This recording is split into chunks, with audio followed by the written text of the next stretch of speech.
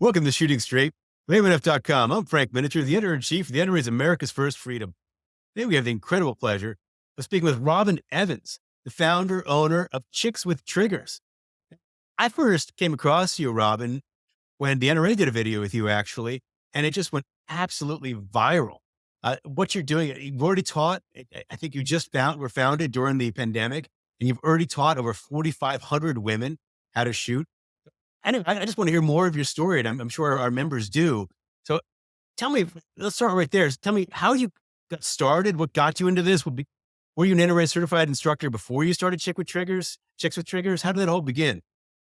So I became an NRA instructor when I decided to start Chicks with Triggers. In the state of South Carolina, in order to teach for the state of South Carolina, you have to be an NRA certified instructor. So that was really my first introduction with joining NRA, taking their classes and becoming an instructor. Before then, all of the gun classes that I had and everything that I had learned had come from my father, who was retired NYPD.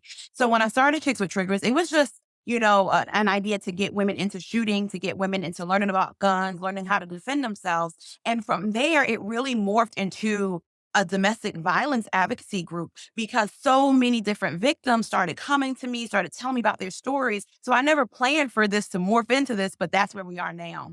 I love that your website says, ladies, the days of waiting for men to protect us are over. We are now protecting ourselves. That's going straight at it. Yes. So the people coming to you now, because you're mostly teaching in South Carolina, but you're also teaching in Georgia or North Carolina, if I'm not incorrect, that most of them coming Yes. to you now, they're only women, right? You're just teaching women. And how are Well, they I have finding it? men that come every now and then. Some women Okay. drag their husbands along and they'll come as well. So tell me, how did you get started? How are you reaching out to so many people? So most of my business is word of mouth and then through social media. I have not done any marketing. I have not done billboards. I have not done, mailing subscriptions or anything like that. Everything is through word of mouth or social media, which is a true blessing because it's blowing up so quickly. I don't allow people to just, walk in. Like walk-ins are not welcome at my at my shop because I have to vet everyone that comes through that door. So everything has just been word of mouth, really. Well, explain that process. How does somebody then, can they email you or they have to call you and speak to you first? How does that work?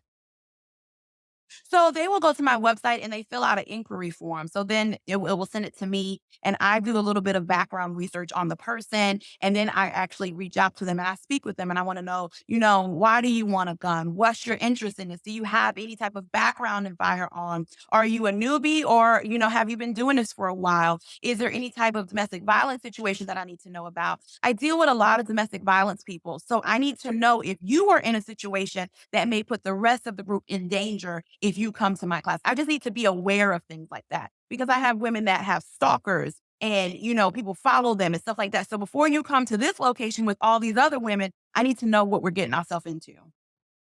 Are you tailoring these groups so they're coming together and you're just saying, okay, it's like arranging a dinner party sometimes, right? Are they going to get along and how's this going to go? Is that part of it? Absolutely, absolutely. I call it the vibe check. And so I make sure that everyone walking through that door has already passed my vibe check to make sure they get along with everyone else in this group. There are some people that I have to turn down because they seem like they're here for malicious reasons or just things that don't mesh well with my organization. So they have to go to another gun class. They can't really come over here. I try to keep it as a safe space for women. Or let's say a woman calls you and she says, I don't own a gun. I've never shot a gun, but I'm in a dangerous situation. Um, Other than her just telling her to speak to police and that sort of thing and to protect herself. How do you start the process? What do you do with that person? So from there, we meet at the range and we would do a one-on-one for that situation. And so, but people that's never touched a gun and stuff like that, we do a one-on-one just to kind of get their feet wet. And so we meet at the range. I provide everything that we need for every single class. So I provide the guns, the ammo, targets, everything. And then I always start them off, especially people who have never shot before. I start them off with 22s, which is as low as we can go because that kind of gets their feet wet to see if this is really for them or not. I never want to just throw them out there and, give them a 9mm and they're not ready for that. So we start the process right there. We do baby steps and work our way up until they're comfortable.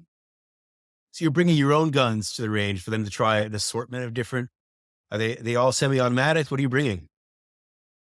Yes, nope, I have revolvers as well because, semi-automatics don't work for everyone. So I bring all different ranges of different calibers, different types of pistols. So I also offer a service called Try Before You Buy because, as you know, guns are non-refundable. And so I never want people to waste their money on a gun that they are not comfortable with. So when a woman is ready to buy a gun and we have done the basic pistol and we have learned about the fundamentals, then I offer a service called Try Before You Buy. Now, Try Before You Buy is where I bring 8 to 10 of the most common concealed carry guns. And it's a one-on-one session, and we shoot every single one until you figure out where you're comfortable. I always tell the women that I train with that you can't be scared of the gun and scared of the person trying to attack you. You need to be comfortable with what you're carrying. What about the gun store? Do you have an FFL, or do you recommend a certain gun store in the area? How do you follow that? Yeah, so I'm in the process of getting an FFL. So I've already applied, so I'm waiting to hear back and everything like that. But I do have like local places that I will push them towards, and sometimes they're even not comfortable enough to go in there and buy the gun. So we do that together as well. I walk in there with them, I go through the process with them and everything to help them get the gun, and now we're ready to go. So you actually go to the gun store with them if they need that and help them through that process. I wouldn't imagine that people behind the counter, at least the ones I know and have spoken with, are always well. Not all of them will have a woman behind the counter or someone who knows how to speak to them. And I've had some women tell me that they'll go in and some guy will be mansplaining them and forcing them towards some little pistol grip, a pink grip revolver or something they're not quite comfortable with. They're not sure if that's best for them, and they just don't feel comfortable in that situation. So you're helping them through that. Yes, absolutely. And a lot of the gun stores around here do not have women behind the counter. I only know of one in the whole upstate area that has women behind the counter, maybe two. But a lot of them don't. And so when they walk in, a lot of these women, especially the ones that come from domestic violence situations and backgrounds, they're intimidated already just walking in there. And then to have a man mansplaining things to you, that just adds on to the pressure. So I help them with that. But that's another perk of the Try Before You Buy. Because now when they walk in, they are confident in what they came here to get. They know they want the Glock 43X. They know they want the 6 hour P365. They are confident because we've already gone through this process. So yes, if they need me to go with them, I go with them. I meet them there and we walk in together. What is the culture like in your academy? What are you doing there to make them more comfortable or to bring them together? Because I know you're doing more than just the range stuff. Yeah, so in my academy, we do all kinds of programs. So I do a basic pistol program. I do actually a program called Learn Your Gun program for women once they actually buy the gun. And it's a 4 week program and it's a one-on-one thing. And week one, we learn how to take the gun apart. What are different pieces called? We learn how to put it back together. Week two, we learn how to deal with all malfunctions. If it jams, how are we going to fix it? Week three, we go to the range and we shoot and we work on accuracy and sight alignment and trigger control. And then week four, we actually learn how to take it apart again and clean it and to maintain it. So I offer classes like that. I do holster and carry classes. So for women that have a gun and now we bought a holster. So we took it to the next step. And now we have to figure out where are we going to wear this holster on us? How are we going to get to the gun? So I do classes like that. I do gun cleaning classes because I don't trust people to clean them by themselves. So I do gun cleaning classes where we all come together as a group and I help each person clean their gun, learn how to maintain it, things like that. Whilst you're helping them strip the gun down, learn how to go through the whole process of cleaning it, not just shooting it and going to the range. And every step of the process, you help them be more comfortable. How Absolutely. are Because the how more are their comfortable you are, the more confident they'll be. Absolutely. How are their their other half, the men in their life? How are they taking all this stuff? So it's a 50-50. Actually it's more like a 60-40. So most of them are supportive and some men will send their wives to the class with whole range bags packed like you pack a lunch bag for a child and they packed everything in there and they're so excited that their wife is trying to learn about guns because a lot of men they'll contact me for their wives. And they'll say, we've been trying to get her into guns. We just can't get it to work. And she doesn't want to train with me. And then she comes to me and everything is fine because sometimes a woman needs to be taught by a woman. And it's just a different vibe. And then I have some men that they absolutely hate it because they're used to abusing these women and they don't like them finding that power. Because if they find that power, then they'll find the power to stand up to them. So it goes either way. Right, it's individual empowerment. The women are Yes, one of the fastest growing demographics here. absolutely. Guns are for So girls. That's why it starts with a G. there you go. So you've seen that then, because you said you've taught over 4,500 women, and I don't think you're having trouble finding new clients at this point. They're coming to you quite No. often. Not at Yeah, not at all. They come to me a lot. And then, like I said, a lot of it is word of mouth. So I'll have, a mother come to me. And then next, all of her daughters and her sisters and, maybe even her mother. I've had grandmothers come. I had a group of women come last year and they were all 75 and up. And there was at least 40 of them. And they all came to my class to learn how to use guns. And at that stage in their life, they wanted to learn how to protect themselves. I don't want to read politics in this, but I think the Bill of Rights should be above politics. I think and it should be a nonpartisan issue to support every part of the U.S. Bill of Rights. And this, of course, is the Second Amendment issue. So I'm wondering, culturally, are you seeing a shift in your area with the demographic you have coming in, mostly women? Are you seeing their politics, at least on this issue, evolve or change, or their minds open up with regards to this individual right? Absolutely. I think a lot of them are realizing, especially the ones, because I teach online as well. So I teach online classes for people in New York, New Jersey, Chicago, California. I host online like basic pistol classes, just, things for their knowledge. So when they go into their local ranges, they have a little bit of idea of what's going on. So they're not completely green. But I think a lot of them are starting to realize that they do not have the protection that they want. They can't go out and get a gun. They can't even leave the house with the gun. And they're realizing that in order to change that, they need to change the way they vote. I think now it's all starting to set in that, hey, you're voting a certain way, and that's why this is staying this way. But if we vote a different way, can we have more rights to protect ourselves? Like I said, especially the Northerners, especially the Northerners. Yeah, I would imagine, especially in the primaries, to change the parties so they're both in line again with freedom, instead of this being a partisan issue, at least in Exactly. nationally too often. Locally, often it isn't, but nationally it sure become that way. It's so unfortunate. Um, Yeah, I feel bad for the people in states like I said, New Jersey, New York, Chicago, because well, Illinois, but they don't have anything to defend themselves. And then in order to get a permit, they have to go through hell and high water just to get a permit. So something needs to change because the violence is not going to change. The violence is not going down. The attacks are not going down. The rapes are not going down. The murders are not going down. So women have to be able to defend themselves against all of the people that the courts keep letting loose. yeah, especially now with some of the laws they've changed in some areas like New York, California, where they're letting too many bad guys back onto the streets. If people then Exactly. can't use their freedom to defend themselves, there they are. Exactly. Because in New York, unfortunately, you just have to, if you don't have a concealed carry, then unfortunately, you just got to hope that he attacks you in your house where you are allowed to have the gun. So I don't know if you make him follow you there or what, but you can't protect yourself out in the street. And that's what needs to happen. No, with these sensitive place restrictions in places like New York, it makes it very hard now to Exactly. carry concealed. And yeah, it's just Exactly. taking away the rights of the average good person, the good armed citizen.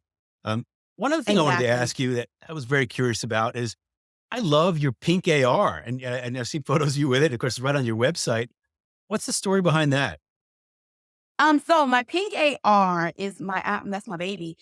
So when I started Chicks with Triggers, what I started realizing is that a lot of the women, when they come in and they see the black guns, they're intimidated by that. They're intimidated by the black. So I started paying attention to the bags that they were bringing in, the designer things that they were wearing. And then it flicked in me and I said, you know what? What if I made the guns match their apparel? What if I did that? And that was a complete game changer. So I took the black away and added other things to the guns. I made them designer guns. I made them, colorful guns that match what they had going on. And all of a sudden, that fear just started going away because now it's not so scary. I always say that when you are terrified about something, you can't learn about it effectively because you're too worried about all the wrongs that could happen. But once I took that fear away, now they're actually interested. Now they want to know, okay, tell me how this gun works. Teach me about it. And so that was something that I put in with Chicks with Triggers and it boomed after that. So are these aftermarket grips and stuff that you're attaching, or where do you like to shop for this Yeah. stuff? So I get them Cerakoted. There is a guy locally that I will come up with designs and colors and things like that, or something that I may have seen someplace else. And I hand them over to him and he Cerakotes them for me. And then we go from there. Wow, gun manufacturers, listen up. They should be talking to you. extend their lines and make them more, right. That's beautiful. Why not customize to, Yes. I mean, it's amazing actually to me. Handguns, if you go back to the 90s, it was very hard for someone with small hands, weak hands, or even an elderly person to find a gun that really fit them, a carry gun especially. But now it's changed so much with There's so many different grips you can put options. on. And yeah, so now you can tailor it to your hands and be comfortable with that firearm and shoot safely because of all these changes that manufacturers have made. It's come so far in just a couple of decades. I Exactly. imagine, And it's going to keep yeah, going further. yeah, well, I hope so. Uh, but I imagine your clients show up and let's say for a shooting course, they come to the range and you've met them and there are the guns on a table. Um, and so how do you go through that process of them picking them up and checking them out before they even start shooting? Are you helping them, show them where to put their hands, how to grip a firearm? So is this gun going to fit you or not? How do you go through that process with them? Absolutely. So when they first come in, we talk about sight alignment and we find out what their dominant eye is and things like that. And they're always amazed by, doing the whole dominant eye test because they didn't even know that existed, that one eye would shift and whatever like that. So we start off there. And then I honestly start everyone at the bottom. So we start at 22. No matter if you tell me that you've been shooting or you haven't been shooting, everyone starts at the bottom. And that way I know that you still know the fundamentals because there's a lot of people that come that have been shooting and unfortunately they've been shooting the wrong way. So we have habits to break. So for everyone has to start at the bottom. So we start at a 22 and we see how they feel about that. Now, for some people, that's where they stay for right now because they're so scared and they have so much anxiety that this is enough for them. And that's okay. I tell them that, like, that is fine. If that's where we are, then that's where we're going to stay until we're ready to move up. And then there's others that are gun ho about it. In the 22, we start there, then we move to a 380, and then we move to a 9. And sometimes they want to try a revolver. So I put the guns in order and I let them determine where we go from there. But I'm there every step of the way to help. Now, a couple of times you mentioned domestic violence abuse, people who are abused, um, coming in there and you're teaching them and helping them to find their freedom and find their individual empowerment. But I would imagine with these women coming together, there must be some mutual help going on as they're helping each other get through the process. Do you see that? Are they talking openly and then finding ways to heal because they're basically a group coming together, learning how to use their individual right? Absolutely. Kicks with Triggers is a whole community. So most of the time they walk into the class and they don't even know each other. And by the time we're leaving, they're exchanging phone numbers and social media because now they've met other women who have been through what they've been through. They met other women who have already overcome it. They met other women who already reached out to these other organizations and found help and found ways to get away and things like that. So it's really coming together and finding women that are like you. And that doesn't happen often in other organizations. Well, you give me so much hope, but as the editor-in-chief of America's First Freedom, I look at the politics and deal with the politics constantly, especially in the states that do the most against our freedom. And it's easy then to get, like a police officer will get a dark view of society if they're not careful. It's easy to get that. But then I speak to someone like you and I just see things opening up and are so hopeful and so big and people grabbing their freedom and learning how to protect themselves.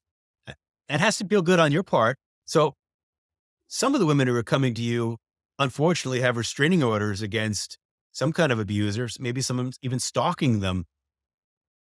What have you seen with regards to that? And how do you work with them? Because that's a whole nother dynamic that must be very difficult. Yes, I would say more than 60% of the women that I have taught have some type of domestic violence situation or they come from some type of domestic violence situation. A lot of the women that come to me, some of them come just because they want to learn how to use a gun. Others come because someone is actively trying to harm them right now. They're not following the restraining orders. They're moving into their same neighborhoods. They're moving across the street so they can keep eyes on this woman. So it's a very serious thing. Again, that's why I asked them when they first signed up, is there something that I need to know about? Because those are factors that I need to take in when we meet at the range, when we meet at the classes and things like that.